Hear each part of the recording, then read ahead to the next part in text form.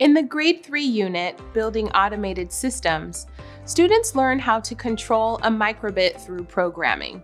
The microbit is a small computer that has input devices, including light, motion, and temperature sensors, as well as output devices, including light bulbs and buzzers. Microsoft MakeCode is a block-based programming environment that can be used to control a microbit.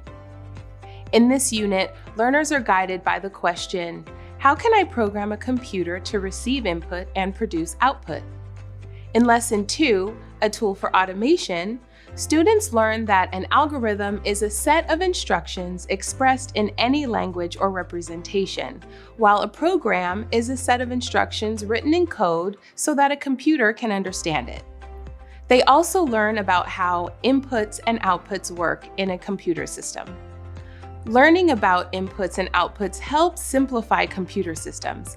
While they may seem complicated, computer systems all share some fundamental aspects: inputs, processing, memory, and outputs. You'll learn more about the microbit and how to use it in the Lesson 2 scavenger hunt.